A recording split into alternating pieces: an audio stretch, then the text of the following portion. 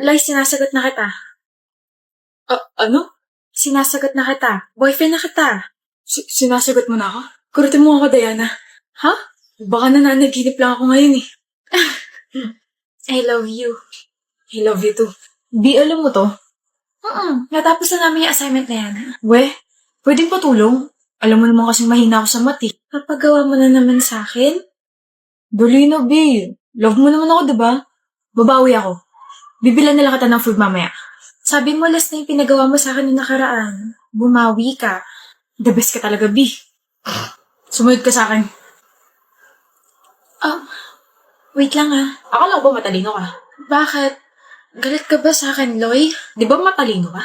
Bakit lahat ng pinagawa ko sa assignment at saka mga essays, puro mali? Puro bagsak? Alam mo bang 3 line of 7 ko dahil sa ginawa mo? Puro mali yun. Parehas lang naman tayo ng teacher. Oo. Ito. Saksak mo sa kukote mo para malaman mo hindi ka talaga matalino. Deserve mo naman yung mga line of 7 mo eh. Ano? May sinasabi ka? Sabi ko, deserve mo yung mga line of 7 mo, Loy. Deserve ko? Ganyan na nakuha mo dahil manggagamit ka. Dahil tamad ka. Ganyan na nakuha mo dahil ako ang napili mo. Ikaw ba si Diana? Yung nililigaw ni Loy? Yes, bakit?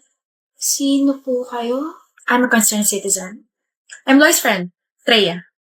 Hi. I just want to say na gagamitin ka niya and mag-start yung plano niya once sasagutin mo na siya. Plan? What plan? Sumama ka sa akin. I'll open this conversation with him para malaman mo. Loy, itutuloy mo pa rin ba yung plano kay Diana? Oo naman. Nagpapakahirap akong ligawan yun tapos bigla akong aatras. Yung nga. Ano ka ba? Matalino yun and even if she looks gullible, I know mapapakinabangan siya for my assignments and projects.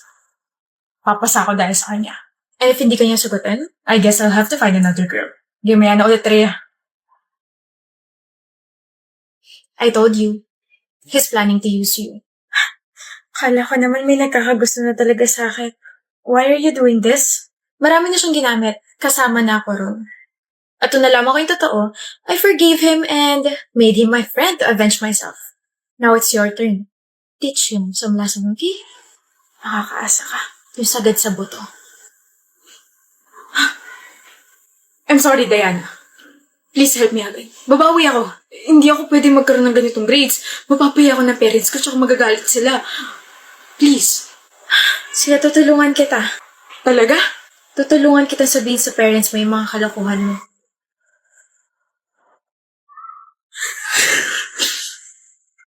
Hoy, Jessie. Thank you for calling me. How may I help you? Oh. I found your ID sa my field. Here you go. Wait, crush. Ilalagay ko muna sa calendar ko na pinansin mo ako ngayon. I said I found your ID. You found my ID? Yep, here. No, crush. You found me and then I found you. Okay ka lang? I'm not Jessie J, but I think you're now my flashlight. Light? Pero pwede din naman ako maging si Jessie Saragosa. Kasi parang di ko yata kaya pag sa buhay ko wala ka. Jessie Saragosa yun, di ba? Nauntog ka na naman ba? O ano-ano naman pinagsasabi mo? Sinusungitan mo na naman ako, kawawa naman ako. Paalog ka nga sa kaibigan mo para tumino ka naman. Matino ako! Sorry. Na-offend ba kita? Matino ako pero kapag kaharap kita ako ay nawawala sa sarili. Parang, Christian? Yan. Ewan ko sa'yo. Alam mo, Christian, kapag ako tumigil sa pangungulit, huyo ka na sa akin. Halata namang ako lang ang nagbibigay sa'yo ng makulay na buhay na parang gulay. No, Jessie. Kapag ikaw hindi ko pinansin, baka umiyak ka. Gustong-gusto mo pa naman ako. Ang yabang ha? I'm gonna remove that smirk, Christian. Ipupusta ko puso ko. Hindi mo kaya. Puso? Bakit? Gusto mo na ba ako? Gusto? Let's see. Try harder, Jessie. You won't last long. Marupok ka pa naman. Papansinin mo rin ako. Mukhang ikaw ang iiyak, boy, ah. Shut up. Pangalawang araw pa lang. Matirang matibay, di ba? Pero sa pagkakakilala ko kay Jessie, bro, hindi marupok yan. Mataas pride yan. Kaya ako sa'yo. Pansinin mo na. Umamin ka na. We had a deal. Deal mo mukha mo. Parang ewan kung makangiti kahapon tapos ngayon, mas masama pa mukha mo kaysa sa akin na bumagsak sa pre-cal. Bahala ka. Baka mali ka niyan. Bayan, kung uubo kayo, doon kayo sa labas. Yung virus niyo pakalat-kalat. Hoy. Okay, fine. I give up. Sorry for what I said and for how I acted. Pansinin mo na ako. Oh, Christian, nandiyan ka pala. Kanina ka pa? Hindi mo ba ilalagay sa calendar mo na pinansin kita ngayon? Na natalo ako sa challenge natin? Bakit ko ilalagay yun? Sino ka ba? Seryoso ka ba? Mamaya na pwede. May ginagawa kasi ako. Shoo! I'm gonna shoo away. Lagot ka, Christian. Hindi na siya yung Jessie na may gusto sa'yo. Tigilan mo nga, Koy. Nakakarindi ka. Parang ang demonyo dyan ng bulong ng bulong. Ginagawa mo? Papapansin sa'yo. Napansin na katatabi. Michael, Mm, will you marry me? no. Okay. Nagpapapansin ka na naman ba kaya? Hindi, no. Ikaw na kaya yung nagpapapansin sa akin. Ngayon napansin na kita, pwede mo na ako maging crush. Utak mo may ubo na naman. Michael, Ano? will you marry me? No. Okay. Ano na namang ginagawa mo? Shh, dinadasalan na kita na sana magustuhan na kita kasi kawawa ka naman. One-sided lang kasi yung feelings mo for me eh. Akala ko ba gusto mo ko? So, ina-acknowledge mo na talaga yung presence and feelings ko for you. Will you marry me, Maiko? Ewan ko sa'yo. Hindi na no yung sagot mo. Ibig sabihin may chance na ako. Wala. May hinahanap ka? Oh, yung pake ko. Nandito sa bulsa ko. Ako hinahanap mo, no? Feeling? Aminin mo na. Wala akong aaminin. Ako meron. Nag-iipon na ako para sa kasal nating dalawa, no?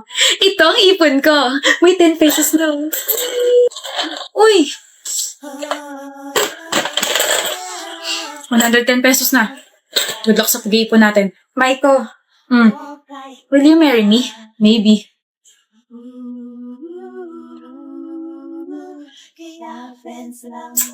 Maiko, ba't nandito ka sa building namin? Nasaan yung maliit na jar? Nandito sa bag ko.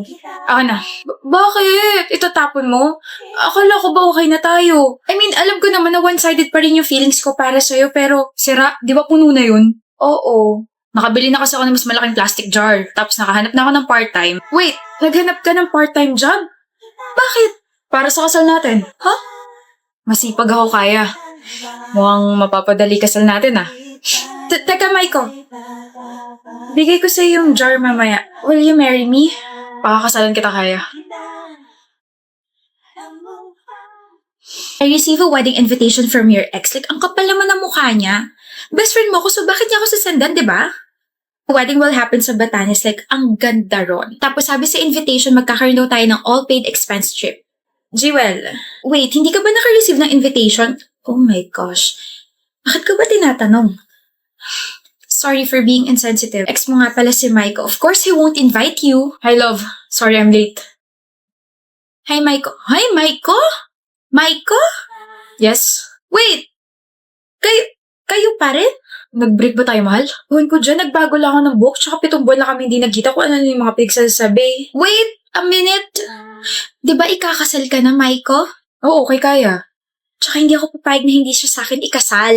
Huh? What did I miss? Ito yung nangyayari kapag hindi tayo masyado nakikita, no?